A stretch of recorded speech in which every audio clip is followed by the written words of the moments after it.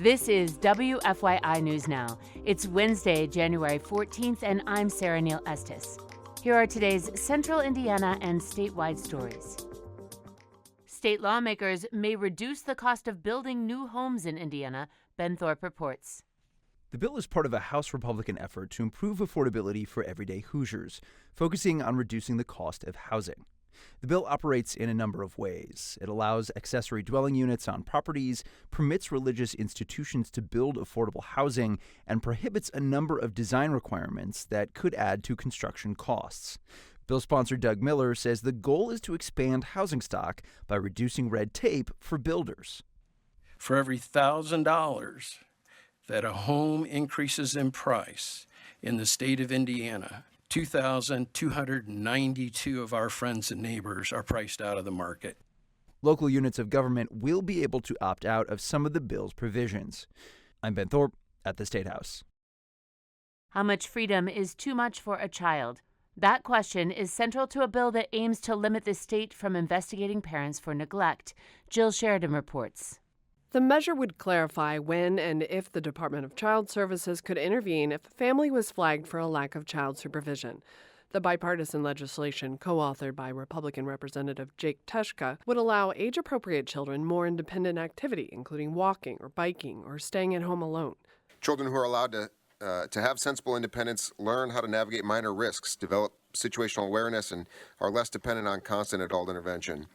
Indiana would join a number of states that have passed legislation that seeks to limit state involvement and create a defense if a family was accused of neglect. I'm Jill Sheridan.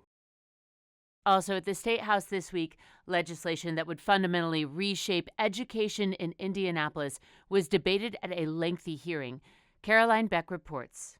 The measure would establish the Indianapolis Local Education Corporation, a 9-member board in charge of creating a unified transportation system and an accountability framework for all schools within the IPS boundary. The House Education Committee heard over 3 hours of testimony on the bill. IPS parents like Kristen Fair spoke in opposition, saying that diluting the elected IPS board's power will ultimately hurt families. By creating an appointed board, it will strip parents of their power, and that's not going to strengthen our schools. It will distance families from them. Groups that support charter schools spoke mostly in favor of the bill, but did voice hesitation in giving the Indianapolis mayor too much appointment power. I'm Caroline Beck at the Statehouse.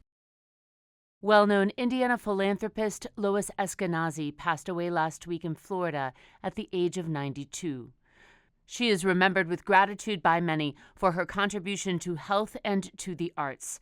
Her funeral will take place tomorrow at the Indianapolis Hebrew congregation. The service will also be live-streamed. Parents in Warren Township are pushing to move fifth graders out of intermediate schools, citing concerns about safety and maturity. But there is not a quick solution. Eric Weddle has more. Parents say fifth graders are just too young to be in the same building as eighth graders, and district leaders largely agree and hope to move those students back to elementary schools by next year. But Superintendent Tim Hansen says new data shows there isn't enough room. A consultant told the school board that elementary buildings would be over capacity within 2 years if the change happened now. So the district is now looking at new options, according to our reporting partner, Indy. Those include building additions or renovating and reopening a closed elementary school. Officials say they have the funding capacity for construction, but the timeline for moving fifth graders is now delayed. I'm Eric Weddle. A federal grant will help overhaul a street in Beech Grove to make it safer for pedestrians and motorists. Jeremy Rubin reports.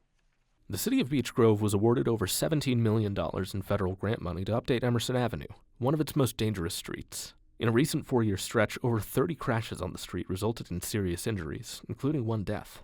4 intersections will be replaced with roundabouts. The improvements will also help pedestrians by fixing sidewalks, adding pedestrian-activated flashing lights at intersections, and upgrading Indigo bus stops.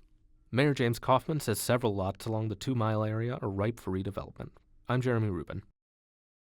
The top-ranked Indiana University football team plays for a national football championship Monday night.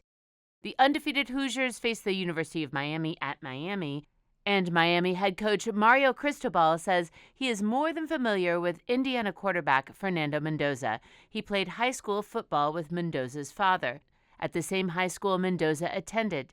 It's always special when you get to play with or against guys that you know or knew growing up, competed against, played on the same teams with. Miami and Indiana will meet for the national championship Monday night in Miami. That's all for today's episode of WFYI News Now. Our podcast is produced by Zach Bundy with support from the news team at WFYI and public media journalists across the state.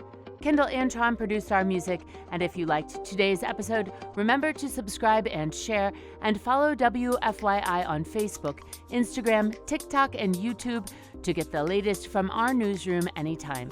Thank you for listening. We'll see you next time.